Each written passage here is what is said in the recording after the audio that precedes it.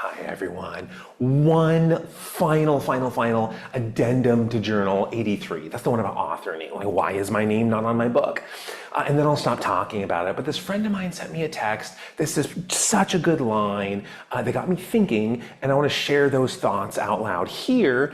But before I do, and before I say what his line was that inspired those thoughts, let's detour ourselves down memory lane with a really low resolution picture.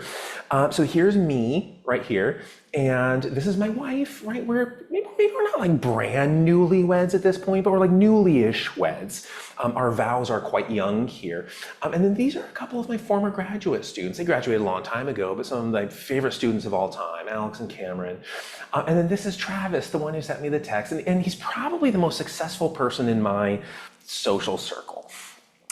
He's a CEO and founder of Novoron Bioscience. Look up what that company does. It's really impressive, and we'll all I'll need it soon probably, and maybe at some point you'll need it too. It's a really important work that he's doing. It's when I say like the most impressive friend that I have, it depends how you grade these things. Like if you're born here in like an elite family and this is your accomplishment, like maybe you climb a couple of rungs, by your own grit or whatever. But if this is your origin is down here, and then you ascend that many, I mean that's like the bootstrap. You like magic on the bootstraps. It's like Cirque du Soleil on the bootstraps to accomplish that, and that's what impresses me. And Travis did it better than anyone I know. But he's also really good. This is us at his lab.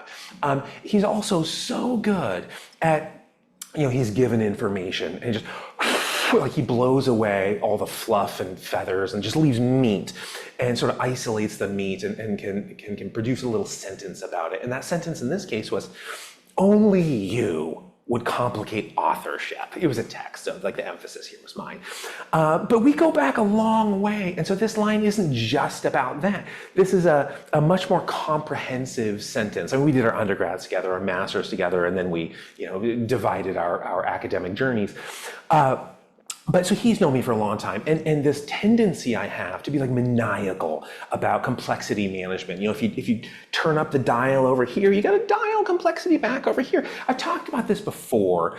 Like I think from the context of music, like you're writing a song, and if you have like a guitar solo going, you're doing something on guitar, you can't also have a drum solo going at the same time. They're sort of doing different things.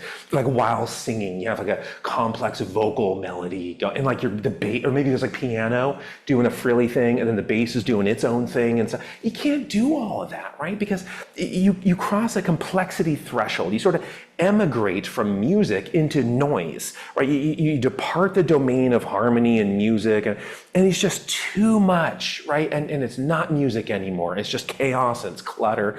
And the same thing is true with writing. The same thing is true with books. And in my book, there's like a klezmer solo on every page in that there's a 5-book story structure. Okay, and in book 1, part 1, I'm assembling all of those pieces for this overarching story structure.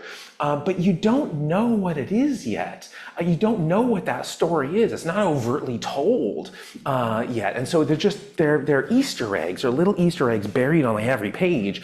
And once people read the next book and the next book and clear through the end, I mean, I've written the ending of the final book. And once you read that, book 1, part 1 will make so much more sense, all those little Easter eggs. But doing that, I can't also have 5 other instruments going. It would just be like, oh, there's like espionage over here, like some other political, I can't do that, right? It would just be noise. And so the plot at the forefront is really simple. It's like a guy wants an omelet. Like, I mean, other stuff happens, but that's sort of it. So that it permits me, it makes available some of this other complexity. But that's all I wanted to say. I'm gonna end there. And I hope your bootstraps, like they're on like anti-gravity boots, and you can just pull yourself up all those rungs without all the labor. And I hope your Easter egg hunts are so musical in life. And anything else you want out of today, I hope you get it.